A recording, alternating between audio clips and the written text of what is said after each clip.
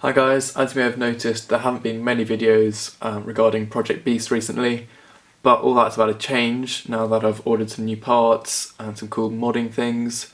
So over the next month or so you will see lots of changes. This is how it looked last time you saw it. So in this video I'm just going to take you through all the changes that I'm going to be making. So the first thing that you notice is all the colours. Well, that's the first thing I noticed at least. There is no sort of uniform colour scheme currently, and seeing as the LED fans are blue, the motherboard's blue, I want to go with the blue and black theme on this build. So what that involves is getting rid of all those nasty coloured cables which you can see everywhere. I'm going to be taking the power supply out, taking all that nasty sort of pre-made sleeving, sort of see-through stuff off, and sleeving it right back to the PCB inside the power supply, and that will all be sleeved in paracord in blue. Our Lutro Customs has been massive inspiration for this build. If you don't know Lutro, if you haven't seen his videos and you're interested in modding, I would definitely check out his channel. I'll leave a link in the description below or something.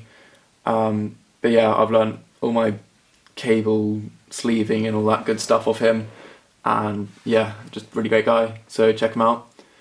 So I'll be doing cable sleeving, and you can also see that my EAH6670 graphics card has a black and red plastic shroud. I'm going to take that off and split the red and black parts apart, and then using 3M's Dynoc carbon fibre wrap, the black section will be done in carbon fibre, and then using some blue vinyl wrap, the red section will be done to match the blue on the motherboard. Now this vinyl wrap stuff, it's all supposed to be for doing cars, but it works really great for wrapping computer parts. And having said that, I will also be wrapping the power supply in Dynoc. At the moment you can see that the fan is facing up, and the cables are coming out on the open side. That's all going to change because I'm going to flip the power supply over, because the Z11 Plus has a filtered intake on the bottom for the power supply, and I figured I might as well use that just to eliminate dust and whatever from the system. So I'll flip it over and then I'll get the flat side on the top, and then the cables will be towards the back, which will make cable management a lot easier. So I mentioned that I'd cover it in carbon fibre. You can see that there's the Corsair CX600 label there. That will stay, but where the green CX and the little green line on the right, those I'm going to try cover in blue from the vinyl wrapping left over from the graphics card, and hopefully that will work, and then that will look all nice and fit in with the build. You can also see the huge bundle of cables all tied up in the hard drive bay at the moment, which looks pretty messy. You can see that I've got my USB 3 pass-through cables from the front I/O just sitting in there because they don't have an internal header on them, so I can't plug them into my motherboard, but I've ordered an internal header sort of Y-splitter thing, which means I can plug both of those in, and then they'll be routed down the back. Also, all the inline SATA cables are going to be sort of custom done so that they're not randomly spaced. They're spaced perfectly for all the hard drives going down there.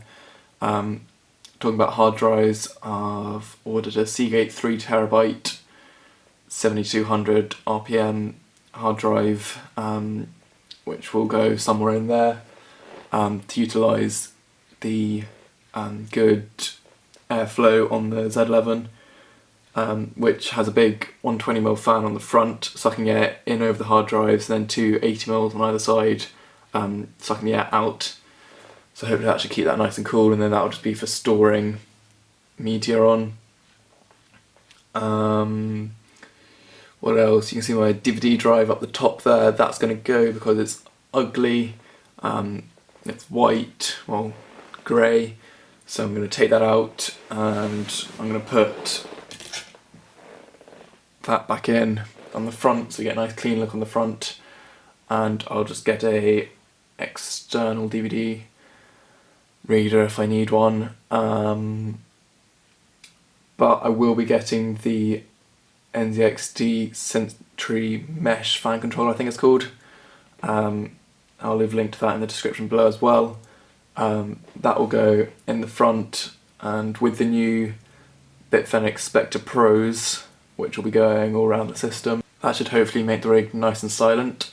The reason that I've chosen the Sentry one is because the sort of front panel on it matches this very closely in its texture, so that should blend in nicely on the front there. And also the cables connecting it to the fans are removable, so I'll be taking those out and sleeving them. I'll also be sleeving the front panel cables to get rid of all the coloured mess down the bottom of my motherboard. I haven't decided whether I'll sleeve the HD audio and the USB ones yet, but I'm thinking I might if I have enough paracord left. I mentioned the Bitfenix Spectre Pros. All of the fans, all the 120mm fans, are coming out of this case and being replaced by either the black edition or the blue LED one. The bottom and rear fans are black, and I'm going to put an extra one in the top where there's space, and those two top ones and the front one are going to be blue, so that should add some nice lighting to the case. I might experiment with moving the H60 around, just moving the radiator to different fan mounting spots, maybe the bottom, but I don't think that's going to get great airflow down there, so the best option is probably just going to leave it where it is, but I'll try that anyway. When I was building the case, I showed you guys the 8-pin extension for the motherboard, which came with the motherboard, I think, or no, the case came with the case. So I showed you the installation of that. I'm actually going to be getting the Bitfenix Alchemy 24-pin and 8-pin extensions. Now, I ordered these before I decided to sleeve everything, so whether I actually used them or not, I haven't quite decided, but anyways, I can compare them to the paracord, and yeah, just sort of see how good they really are. They get pretty good ratings from people, so I'm expecting some pretty nice stuff. I'll also be sleeving all the fans in blue, and I think that just about covers everything. So all that stuff which I've talked about, that will all be covered in a series of videos over the next few weeks. So if you have anything in particular you want me to cover, leave a comment in the comment section below and I'll try my best. Also just noticed the SATA cables. I've got 3 Bitfenix Alchemy blue SATA cables coming, so I won't be sleeving those, I'll just be using the Bitfenix ones. That should also tie in nicely. So thanks for watching, please like, comment and subscribe. Thanks.